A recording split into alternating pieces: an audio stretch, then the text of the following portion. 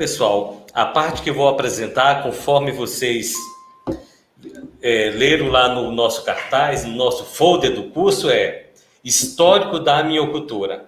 Então, essa é uma das partes mais importantes da aminocultura, que eu sempre digo, é importante a gente lembrar de onde a gente veio, aonde a gente está, para saber aonde a gente quer chegar. Então, é essa a minha fala, onde o passado, o presente e o futuro. Então, vejam, a aminocultura no Brasil, ela é feita de diversas formas. Tem gente que faz criação de minhoca em composteiras tradicionais, tem gente que cria minhocas em caixa de isopor, tem gente que cria em caixa de leite, as mais variadas possíveis. Em todas elas se produz minhoca e se produz humus. E tem também aquelas criações comerciais, aquelas criações maiores, como vocês podem observar aqui do lado direito, a gente apresentando uma criação de minhoca em canteiro duplo a céu aberto. É uma criação bastante utilizada também no país. Do lado inferior aqui, nós temos então a criação de minhocas também a céu aberto, com um detalhe, uma proteção com sombrite. Então isso é também bastante usual, né? Para reduzir a intensidade das chuvas e também a luminosidade. E observem também que os canteiros aqui abaixo, eles são individualizados. São canteiros simples, como nós chamamos, canteiros de alvenaria, não é isso? Mas podem observar também do lado direito, aqui na minha direita abaixo, vocês vão encontrar uma criação diferente de minhocas. Uma criação em ambiente climatizado, o que não é comum dentro do Brasil. Já conheço muitos minhocultores dentro do Brasil e não conheço nenhum deles que tenha essa estrutura. Isso aí é uma criação realizada lá nos Estados Unidos. Se por acaso o João, o D'Ambrosio ou a Vera tiver essa informação, por favor, complemente depois para mim, que eu gostaria de conhecer este minhocultor, tá certo? Então, o que isso quer dizer para nós, essas 4 situações? Quanto maior for o investimento, maior vai ser, então, o rendimento esperado. É uma equação direta, tá certo? A quantidade também vai interferir, né? Isso é a quantidade de substrato que você disponibiliza. Vejam que aqui, nas criações comerciais, elas são utilizadas com grande quantidade de substrato. Já nas criações domésticas, que é a vermicomposteira doméstica, nós temos, então, a pequena quantidade. Mas não é tão pequena assim, porque se você for somar a quantidade de pessoas que tem realizando esta prática, vai ser então um número muito grande de minhocultores. E é por isso que a gente está aqui, tá certo? Que eu tenho certeza que a maior parte do grupo que está presente está trabalhando em pequena escala. Mas o que importa é a ação conjunta das pessoas, fazendo então a reciclagem do resíduo orgânico domiciliar. A maior parte faz isso. Então, tem também a sua importância. Tá certo? Mas eu gostaria de chamar a atenção agora para o histórico, né? Isso, quando fala em histórico, a gente tem sempre que lembrar em personagens da história relacionada com minhocas.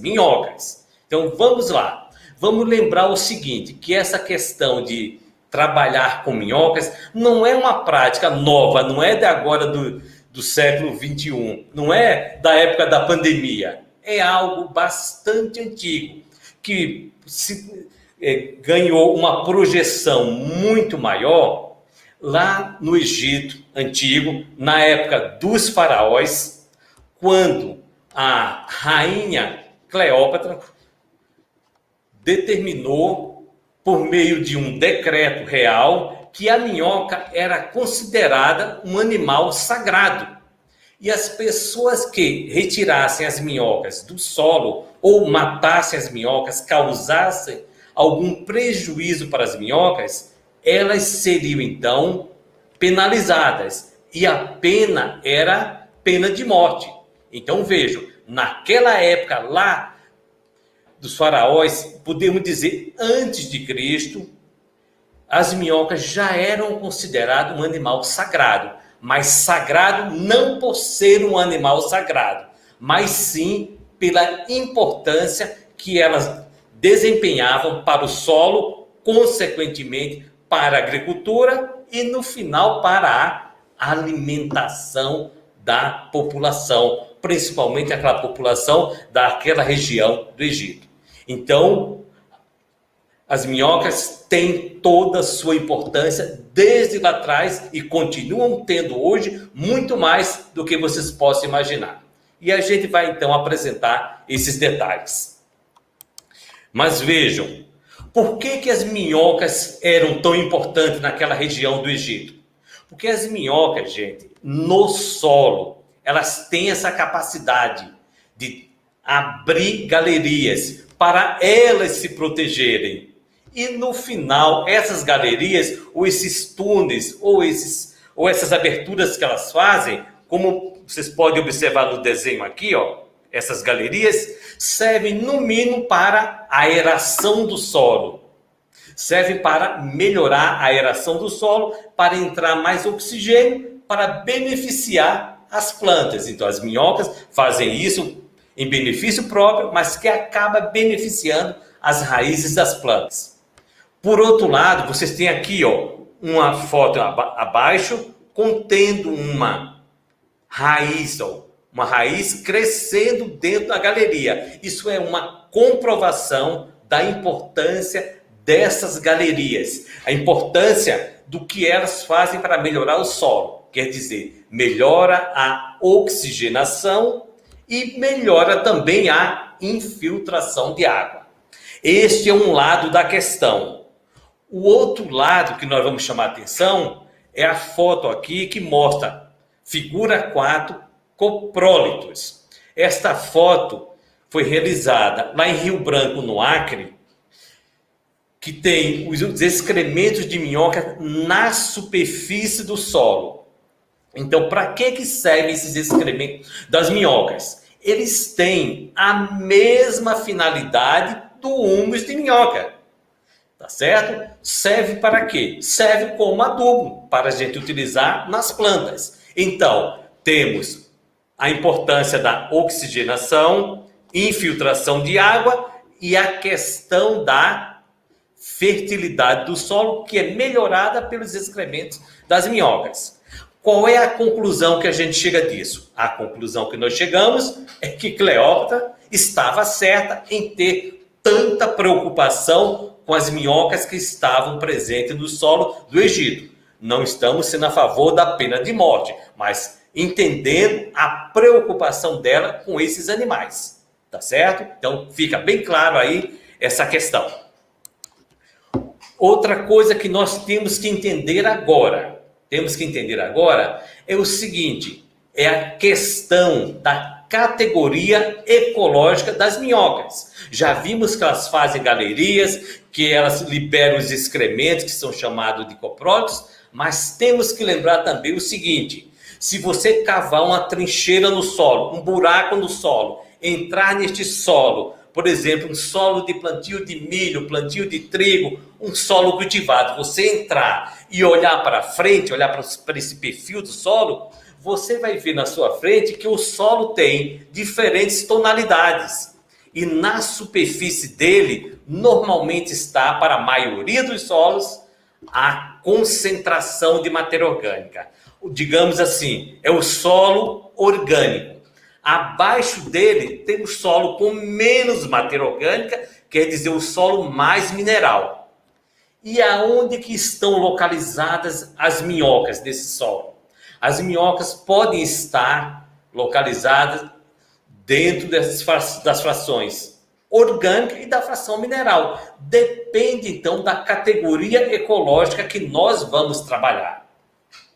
Por exemplo, na superfície do solo aqui, você tem as minhocas de superfície, chamada de epígeas, que vivem na superfície, que vivem na epiderme, para a gente lembrar. Temos também, lá dentro do solo, as minhocas endógenas. E temos também um outro grupo de minhocas chamada de anécicas, que vivem lá dentro do solo. Qual é ou quais são as diferenças? Epígeas só vivem na superfície, nem galeria vão formar. Depois vocês têm as endógenas que estão dentro do solo, que vivem apenas dentro do solo, se alimentam lá dentro. E depois vocês têm as anécicas, que vivem dentro do solo, constroem galeria praticamente vertical e vêm para a superfície se alimentar. Então aquele slide que eu mostrei anteriormente, daquele excremento de minhoca com quase 20 centímetros de altura, era de uma espécie anécica, que vivia dentro do solo, que vive dentro do solo, mas que deposita seus excrementos na superfície. Então, conhecendo esses três tipos, é muito importante a gente lembrar. As minhocas que nós vamos trabalhar, que nós trabalhamos na minhocultura, a que categoria ecológica pertence? Vamos dar uma olhada aqui, ó. Na mesma altura, na superfície do solo orgânico aqui, ó, você vai ter então, ó, as minhocas que nós utilizamos na vermicompostagem. Então, já está respondido que as minhocas que nós trabalhamos em vermicompostagem, elas são epígeas. Quais são elas? Violeta do Himalaia, gigante africana e principalmente, né, a vermelha da Califórnia. As demais podem ser anécicas, que é o caso da puladeira, da minhoca louca. Ela é uma anécica. E outras, como a minhoca mansa, é uma endógena. Então a gente já entendeu. E isso é muito importante, pessoal. Por quê? Porque vocês têm que lembrar que as minhocas vivem, as epígeas vivem na superfície do solo. Qual é essa característica? É um ambiente com alto teor de matéria orgânica, e uma alta taxa de oxigenação. E elas estão aí.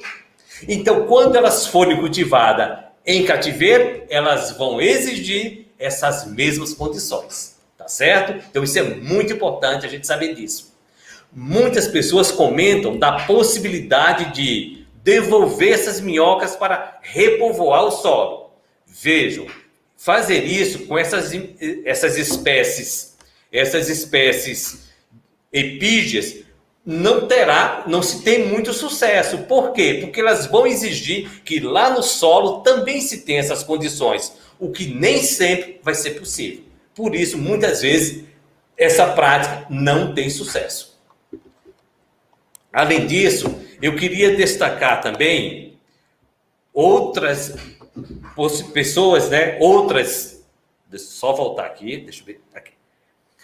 Sendo assim, eu queria destacar para vocês as pessoas que conseguiram entender melhor a ação das minhocas no solo. Quem foi que observou, quem foi que destacou a importância delas? A primeira pessoa a destacar a importância das minhocas no solo foi o Aristóteles, aquele filósofo grego que viveu antes de Cristo. Ele descreveu as minhocas como sendo os intestinos da terra. E isso os slides anteriores já comprovaram. Posteriormente, o Gilbert White, um biólogo também inglês, descreveu as minhocas como sendo importante para decomposição, digamos assim, para decompor resíduos orgânicos. Quando ele escreveu um livro chamado A História Natural de Selborne, que é a cidade natal dele. Mas a minhoca entrou por existir na cidade, não foi nenhum estudo específico sobre elas. Porém, sim, Charles Darwin, em 1880, escreveu o livro A Formação do Solo Vegetal pela Ação das Minhocas. Gente, o Charles Darwin foi um dos maiores pesquisadores do mundo que se tem conhecimento. Ele passou 40 anos de sua vida se dedicando ao estudo das minhocas. E ele lançou uma frase de bastante efeito, uma frase bastante emblemática, que diz assim, ó: o arado é um dos inventos mais antigos e mais preciosos do homem. Porém, antes de sua invenção, a terra já foi arada pelas minhocas. Então, mostrando a importância das minhocas. Porém, gente, depois de Charles Darwin, começou-se então depois da sua publicação, começou-se então a se trabalhar com minhocas. Começou a ver as atitudes individualizadas que começaram a utilizar esse animal. E começou aqui na Argentina, com Albert Roth, que até hoje é bastante conhecido o seu trabalho e tem a fundação com seu nome. No ano de 1925, ele criou minhocas em cativeiros, em caixas de fruta, para então devolver essas minhocas para o solo, para que elas pudessem então melhorar a fertilidade. Porém, em 1930, lá nos Estados Unidos, um monge chamado Augusto Hessing, ele foi a primeira pessoa a selecionar minhocas e utilizar as minhocas para decompor resíduos orgânicos. Ou seja, como que eu faço para eliminar esses resíduos orgânicos? Ele coletou minhoca na natureza, acumulou com a matéria orgânica e teve sucesso. Porém, uma grande contribuição veio na década seguinte, pelo Dr. Thomas Barré, que também lá nos Estados Unidos, ele realizou a criação de minhocas em cativeiro. Diferente do Augusto Hessing, ele coletou minhocas e conseguiu fazer um adensamento, criar como a gente cria até hoje, em caixas. Ele concentrou as minhocas, chegando a atingir 3.000 minhocas por metro quadrado. Então, realmente, ele teve uma grande contribuição. E merece destaque que ele que desenvolveu esse modelo de criação de canteiros de alvenaria que a gente trabalha hoje em dia. Nesta mesma década, no final da década de 40, né? Um outro senhor, o Carter, também lá nos Estados Unidos, foi a primeira pessoa a ficar milionária, literalmente, com vendas de minhoca. Ele criou minhocas, porém, qual era o objetivo? Era para utilização em pesca. Então, é a primeira referência que a gente tem. Porém, existem diversas pessoas nos Estados Unidos milionárias com comércio de minhocas. Gente, mas o tempo passou, a situação mudou e houve necessidade de transformar o conhecimento que antes era empírico em tecnologia. Então, na década de 70, 3 professores foram fundamentais para isso. 3 professores de universidade americanas, que o Edwards, entre eles, ainda hoje está vivo, eles deram uma grande contribuição. O que é que eles fizeram, então, para a tecnologia da minhocultura ou da vermicompostagem?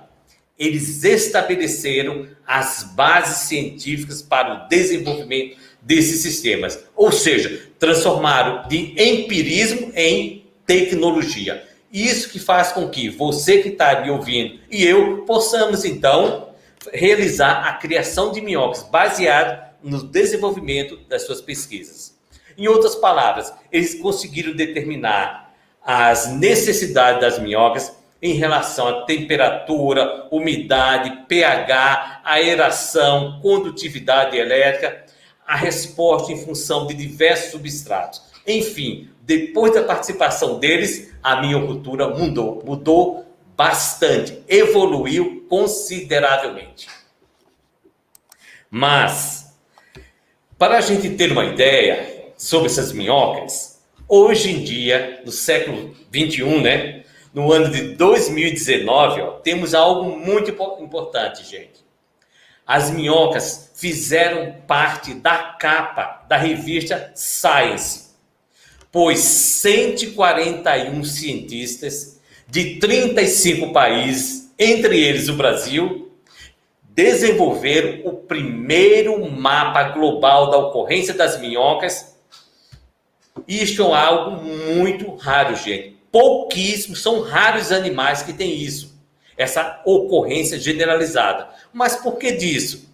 Por aquilo que Cleópatra se preocupava, porque as minhocas têm essa capacidade de melhorar o solo, melhorar a aeração, melhorar a infiltração de água e melhorar a fertilidade do solo para que a gente possa, então, cultivar. Tá certo? Então, tá aí mostrando a grande importância desse trabalho feito mundialmente. Mas, gente, voltando para exclusivamente a vermicompostagem ou a minhocultura, essa tecnologia é praticada aonde? Olhem aí os continentes. E já dou uma dica para vocês. Naqueles continentes que estão pintados, que não seja branco, todos eles estão, se tem a presença de minhoca. Ou seja, na América do Norte, América do Sul, na Ásia, na África, na Oceania, todos esses continentes nós temos então a criação de minhocas. Então é algo globalizado. Você pode percorrer esses países que você sempre vai encontrar referências sobre a criação de minhocas. E é algo tão sério que um museu, por exemplo, o Museu de Ciências de Boston, nos Estados Unidos, lá dentro tem uma vermicomposteira. Tem uma vermicomposteira em exposição, mostrando a importância das minhocas na reciclagem de resíduos orgânicos domiciliares. Então, gente, já faz parte do Museu de Boston. E aqui no Brasil nós não temos ainda essa colocação. Cabe a gente, então, solicitar ou informar para quem administra da importância disso, para que mais e mais pessoas tenham acesso ao trabalho valioso das minhocas. Gente, mas como que ficou a vermicompostagem no Brasil? Ou seja, a vermicompostagem no Brasil, como ela começou? Então, a vermicompostagem no Brasil, ela começou lá pela extremidade do Brasil, lá pelo Rio Grande do Sul, nos anos 70, com a professora Krista Knapper, uma das grandes pesquisadoras desse país, podemos dizer assim, foi quem começou o trabalho inicial com minhocas. Ela trabalhava com o quê? Com as minhocas que ocorrem nos nossos solos. Porém, na década de 80, um médico, o Dr. Camilo Neto, e um pecuarista, Ivo Morganti, eles trouxeram as primeiras matrizes da Itália. Entraram com essas matrizes no Brasil, com minhoca vermelha da Califórnia, e levaram para o estado de São Paulo, e daí para a região sul, para o Rio Grande do Sul, e aí se disseminou na região sul e também na região sudeste. Cabe lembrar aqui que essa minhocultura entrou no Brasil na década de 80 e ela veio apoiada pelos canteiros de alvenaria e a criação utilizando como substrato o esterco de bovino. Consequentemente, ela ficou inicialmente aonde? Onde se tinha, então, o grande rebanho leiteiro de gado de leite, né? Podemos dizer assim, de todo o Brasil, que foi a região de Minas Gerais, Rio Grande do Sul, São Paulo, Paraná e um pouco em Santa Catarina. Então ela começou por aí. Mas e hoje, em 2021, quem é que faz criação de minhoca no Brasil? Qual estado? Gente, em todos os estados da União nós temos criação de minhoca. Isso é uma maravilha. Todos os estados fazem isso. Inclusive, na ilha de Fernando de Noronha, tem um projeto de decomposição de resíduos orgânicos utilizando minhocas. Então, isso é muito interessante. E também, no final da década de 80, começaram, então, os primeiros cursos dentro do Brasil. E algo que começou a se desenvolver bastante. Foram cursos ministrados por essa equipe, né? Juntamente com outros professores que rodou o Brasil oferecendo esses cursos. Consequentemente, a minhocultura se desenvolveu. Agora, gente, o que eu quero chamar a atenção para vocês é algo bastante interessante. Algo que aconteceu e que eu tenho uma grande preocupação que não aconteça de volta, isso aí. Porque nos anos 90, no final dos anos 90, 96, 98, por aí, entrou no Brasil uma empresa chamada de Ray Hunter. E Hunter era o rei da minhoca. Será que era? Este empresário veio para o Brasil, onde ele oferecia para as prefeituras e pecuaristas minhocas. Oferecia então 6 quilos de minhoca a preço, vamos supor, de R$1.000. E as prefeituras e os pecuaristas utilizavam para quê? Para decompor resíduos orgânicos ou para ser utilizado como o esterco bovino. E com a perspectiva de ter lucro. Claro, ninguém vai fazer um negócio sem almejar o lucro. E o que aconteceu? Essas minhocas eram vendidas por um sistema de integração. Durante 5 anos, eles iriam comprar as minhocas. Então, no prazo de 1 ano, já começava então a comprar.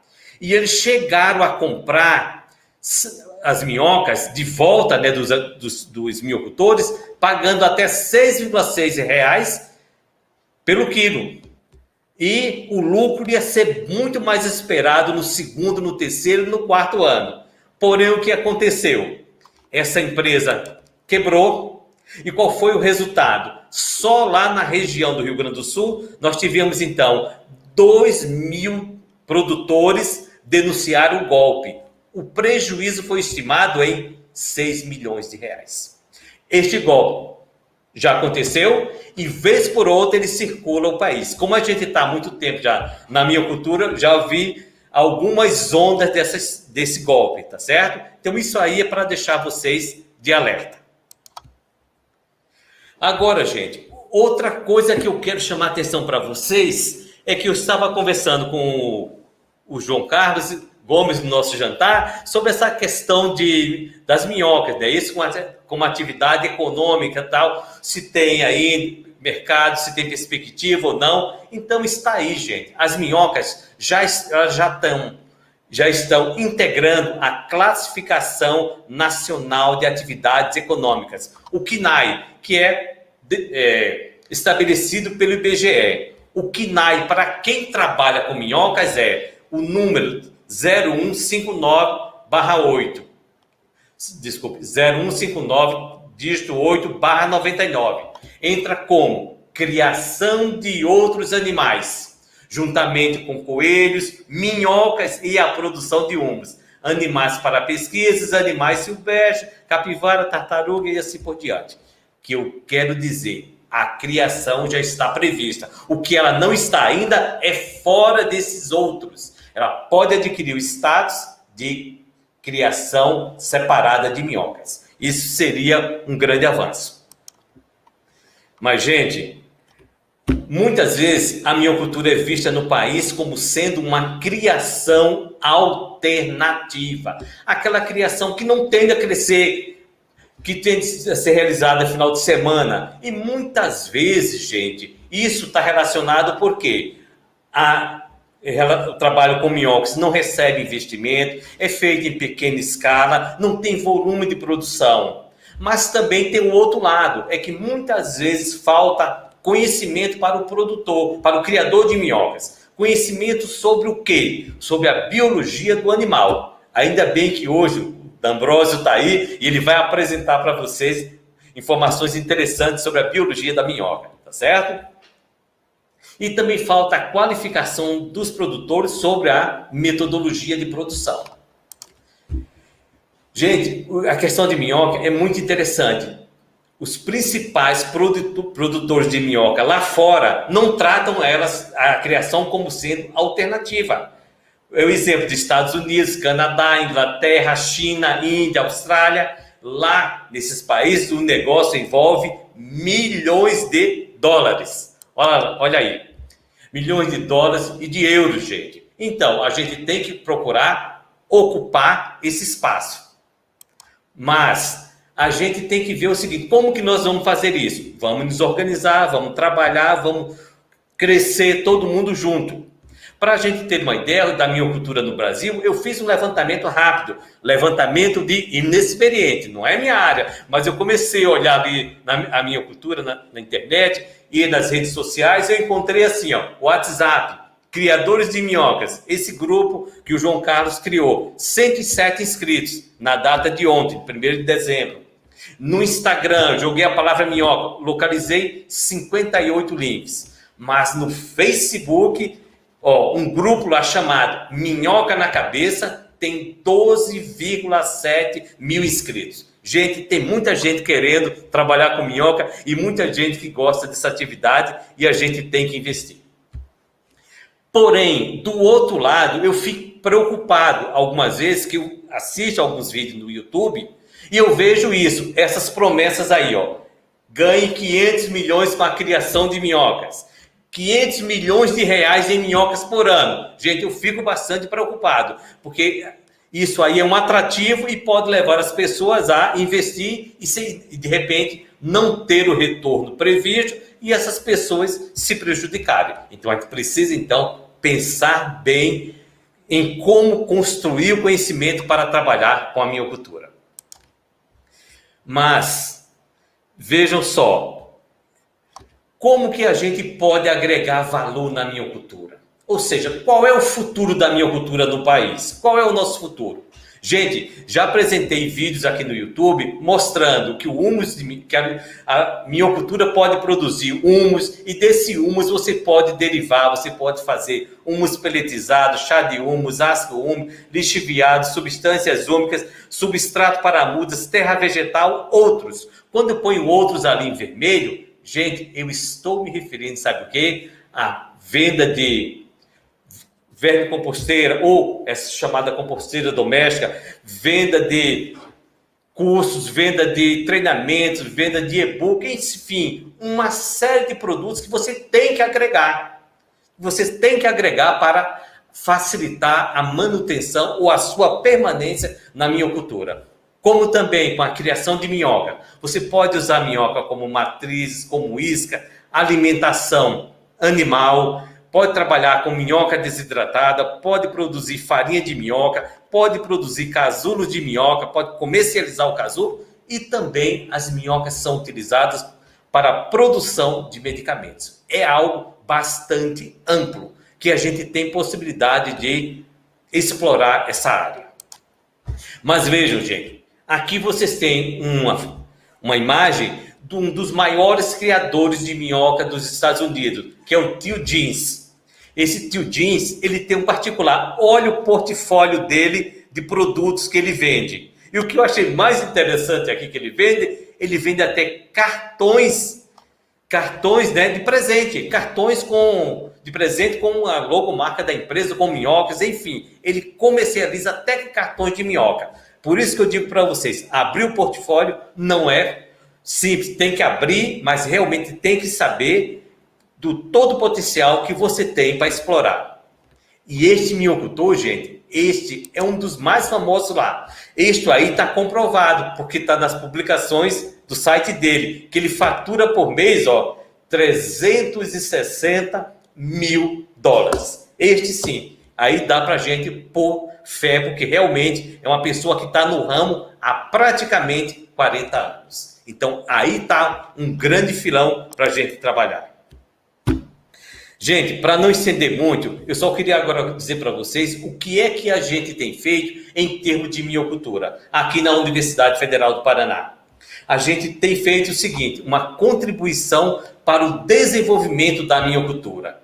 Nós criamos o site academiadaminhoca.com.br, livros grátis. Nós temos 4 livros baseados em projetos de extensão do departamento da Universidade Federal do Paraná. Em cada um deles tem um capítulo de livro que eu e a nossa equipe escreveu, não é isso?